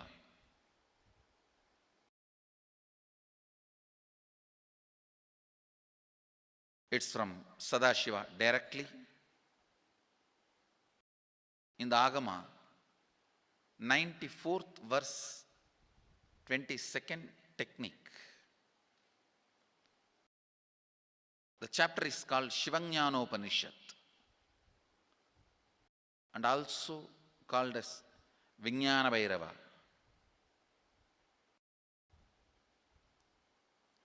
chittatyanta kritirnasti mamantar bhavayet iti vigalpanam abhavena vigalpair uchito bhavet. You don't have to remember. I am uttering every time so that I will remember. That's all. No, it is just to keep the purity of the teaching. I want all of you to know, whatever I am sharing with you is my personal enlightenment experience, which is in tune with the earlier master's experience. My Atma Pramana in tune with the Apta Pramana, means the earlier masters, the Shastra Pramana. Only that can become your Sakshi Pramana. Never learn from a person who does not have Atma Pramana, enlightenment. He will be only Pandit, repeating. Same way, never learn from a person who claims yes, enlightenment, but does not keep his experience in tune with the Shastra Pramana and shares with you. It's always dangerous. Maybe it must have been good for him, but we don't know whether it is good for all of you. The Atma Pramana should always be acid washed with Apta Pramana, Shastra Pramana. Only that can become Sakshi Pramana, experiential reality for you. Never learn from anybody who has only knowledge, not experience. Same way, never learn from somebody who claims having only experience and does not connect, purify, make it in tune with the Shastra and presents it to you. There is always a danger. If you don't bother about the Shastra Pramana, you may be having kakka biryani. Be careful. Listen. To keep the purity of the teachings, I keep the original Sanskrit verses. I'll give you the translation now. Consciously feel within the mind stuff of past memories of incompletion, with its activities as mind, intellect and ego not existing in me.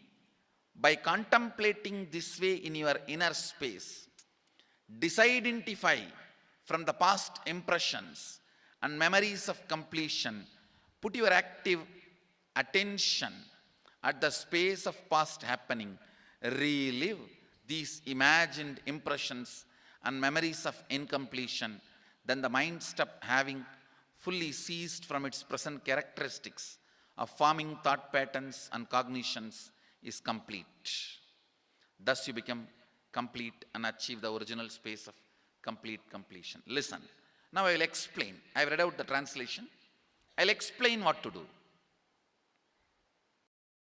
Now you wrote many of the patterns, incompletions, thought currents you are having about money, ideas, cognitions you developed about money from the young age. Do only one thing. Just go back to that same age when the incidents happened in you, the cognition started building in you, the beliefs started building in you, the ideas started building in you, the perception started building in you. Relive the same situation. I am not asking you just remember. Remembering means, for example, something happened at the age of 7 which is still hurting you about money. You asked 1 rupee from your uncle and he did not give, but he gave it to his son. It's still sitting and hurting. If now you are 47, this happened 7, You being 47-year-old person and remembering what happened at the age of 7 is remembering.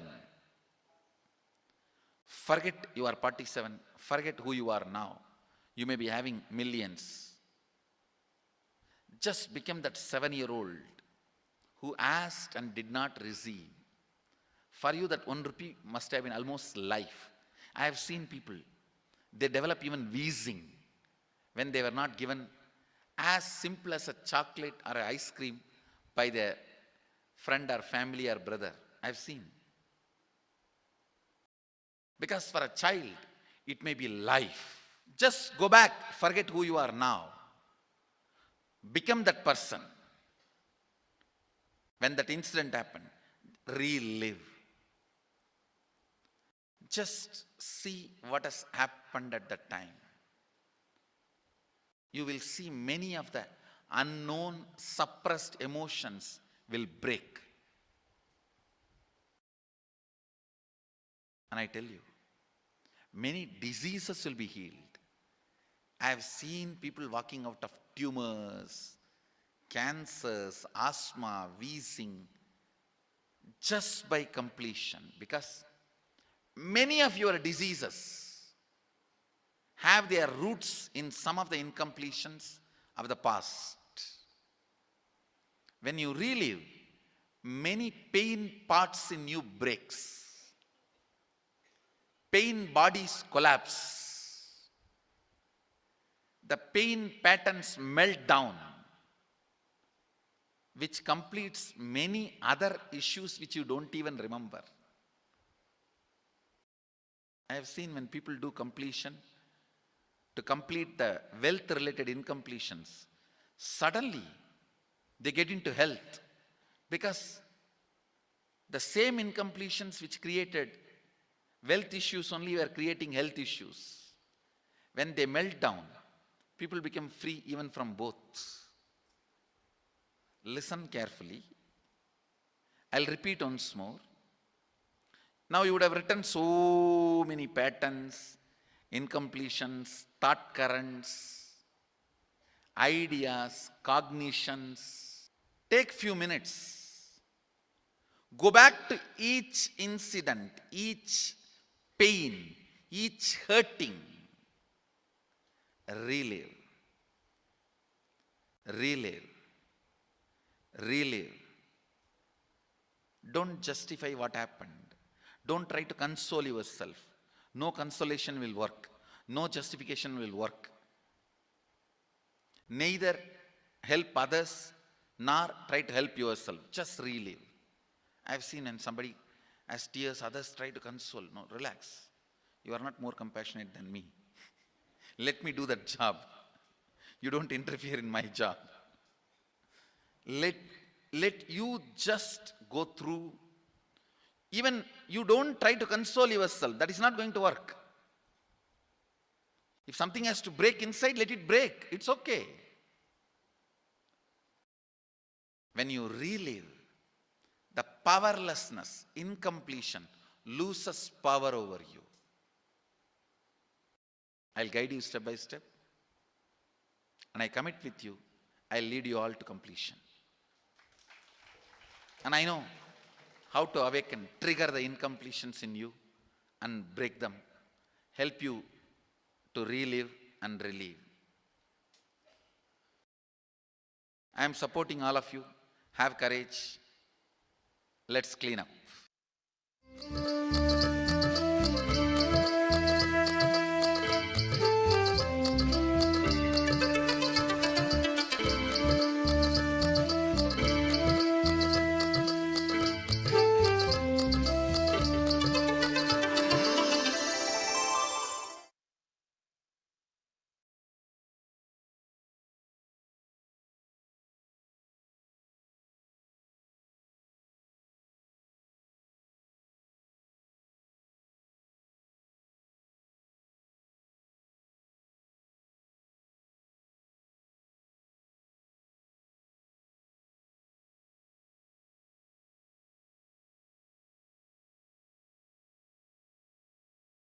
Greater signs of life can be realized with a greater ability to visualize.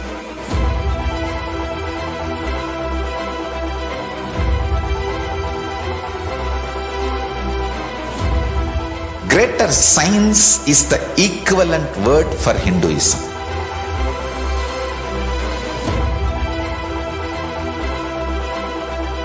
When you understand the greater science of life, greater courage, more possibility, more fearlessness, more joy, more bliss.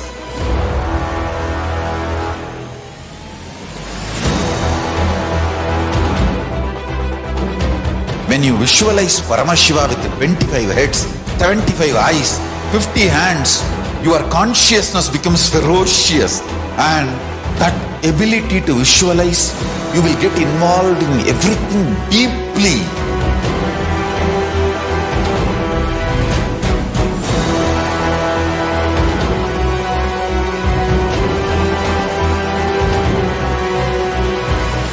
Involved people are the most delicious, most sweet, most beautiful, most juiciest beings of planet Earth.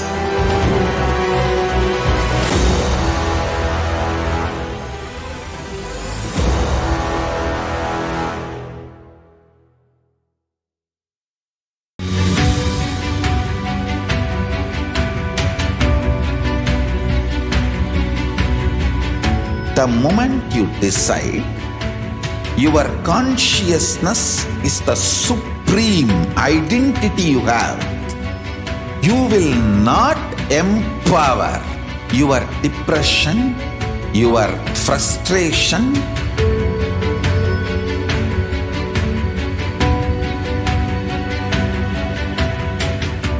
deal your problems, whether it is simple headache or depression or the worst suicidal patterns or life negativity, only through consciousness. Don't go for any other solution.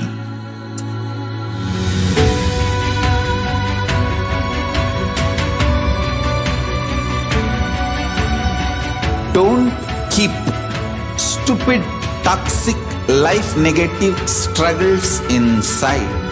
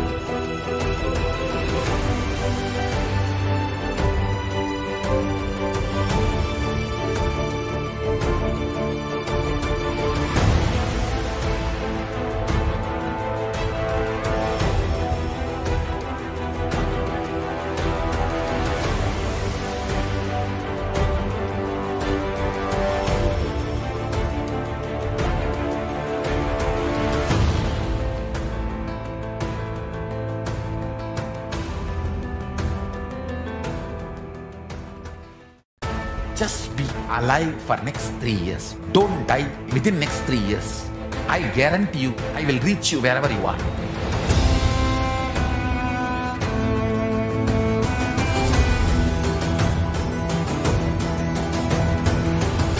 Be alive, somehow be alive for next 3 years. I will reach you wherever you are, whichever corner of the world you may be. I will reach you with enlightenment. It's my commitment to humanity.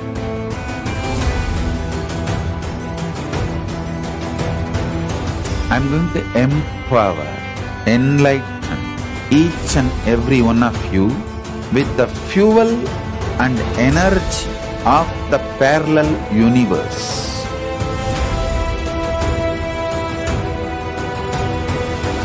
I'll infuse this intense supernal effulgence DNA, Tejas, Ojas, Kundalini Shakti into your spine to consciously lift you to KAILASA.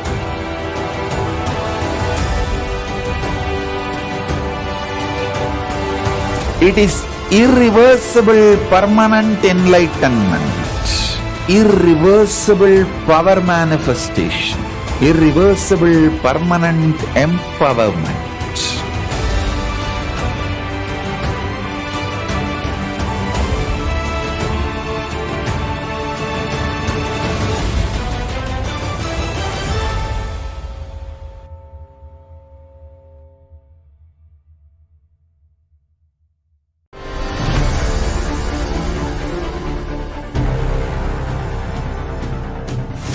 Time itself is nothing but your decision to struggle with the same rut.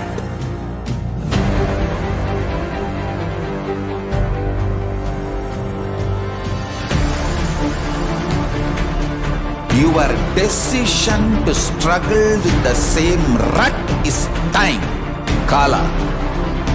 Your decision to swallow time is Kala Bhairava.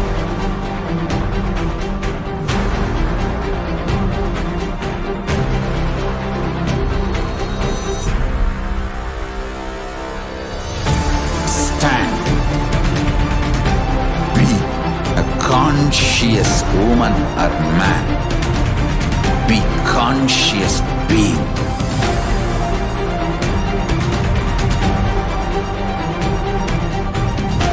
Shrink the time through conscious will persistence. Make the future into present by being ferocious with yourself.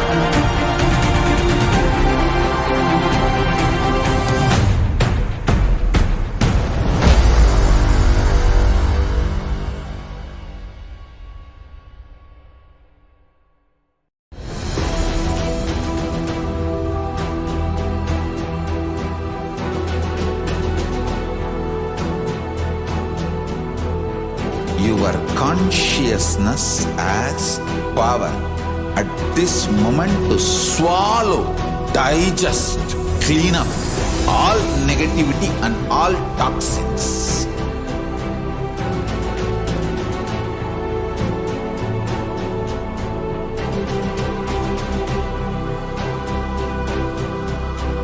Develop a powerful will persistence. That's the most important asset for life.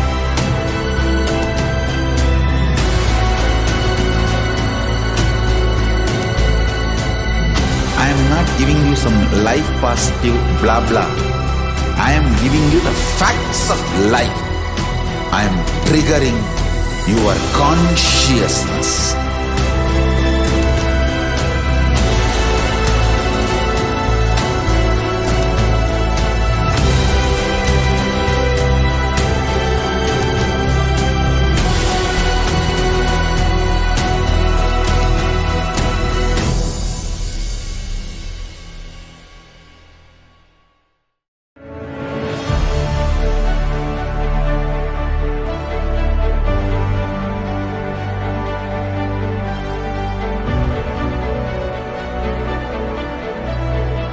I am your Guru. I will make you enlightened. It's my commitment.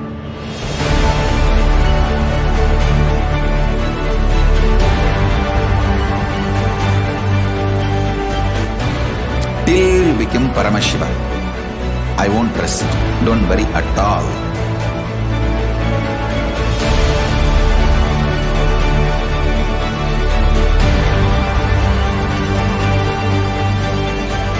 To all my disciples, I give you this as a boon. I'll swallow everything with which you are stuck and liberate you all.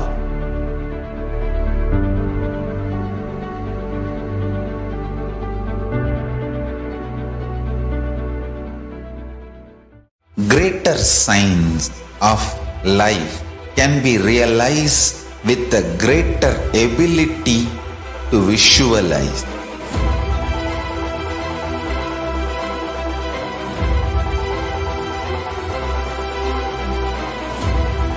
Greater science is the equivalent word for Hinduism.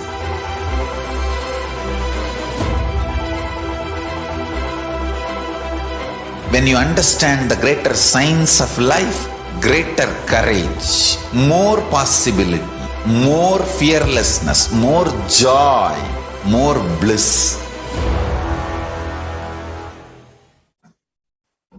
Nithyananda everyone, welcome back to the Bhava Samadhi Darshan.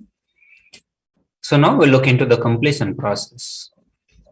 Supreme Pontiff of Hinduism shared all of us. The first step towards the creating wealth or the wealth consciousness is cleaning up all the incompletions and the patterns that you carry about wealth, and then creating a right space, a powerful magnetic energy center in us.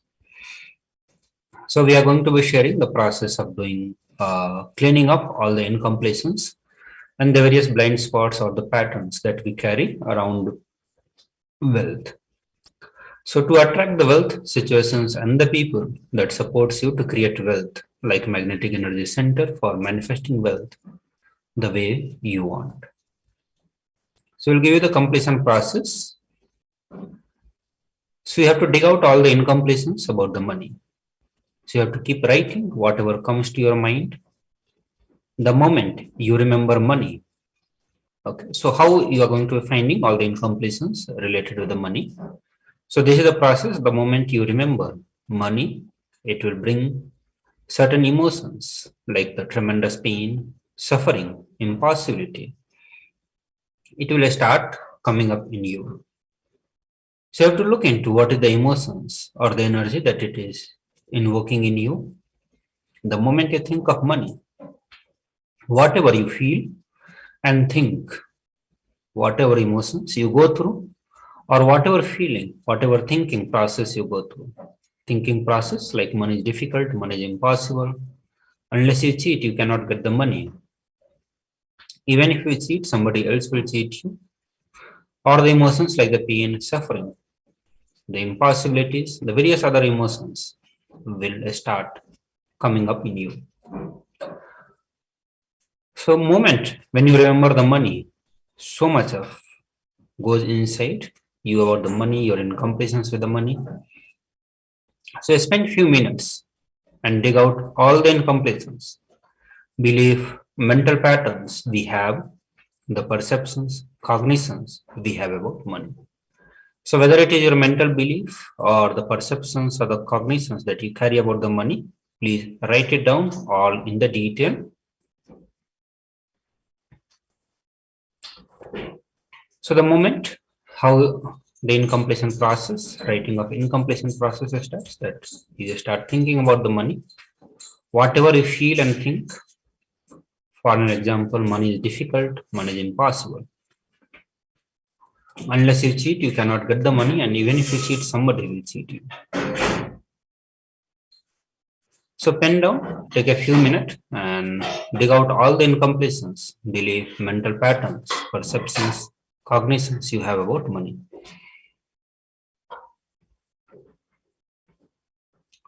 So once you start writing, the second step is going to be writing the incident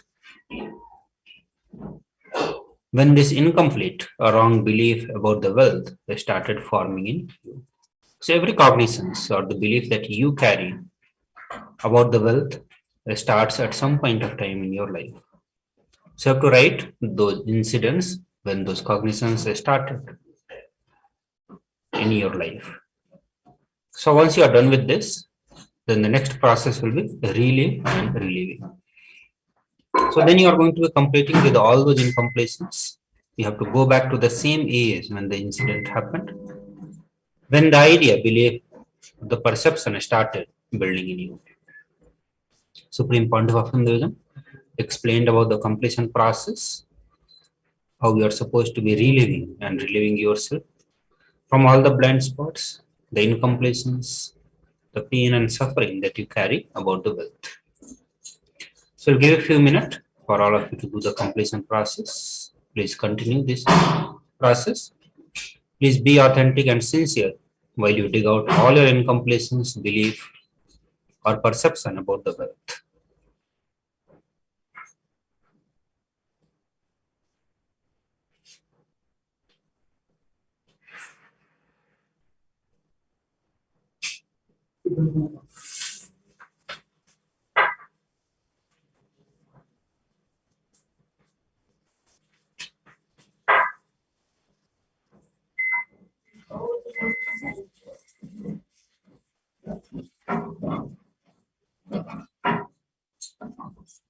शिवोऽहम् ॐ नित्यानन्द परमशिवोऽहम् ॐ नित्यानन्द परमशिवोऽहम् ॐ नित्यानन्द परमशिवोऽहम् Paramashivoham. Om Nithyananda Paramashivoham. Om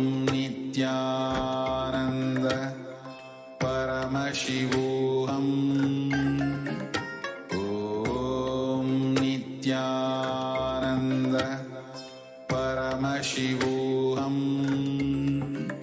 Om Nithyananda Paramashivoham. Nithyananda Paramashivoham. Om Nithyananda Paramashivoham. Om Nithyananda Paramashivoham. Om Nithyananda Paramashivoham. Om Nithyananda Paramashivoham. Om Nithyananda Paramashivoham. Om Nithyananda Paramashivoham. Nithyananda Paramashivoham. Om Nithyananda Paramashivoham. Om Nithyananda Paramashivoham. Om Nithyananda Paramashivoham.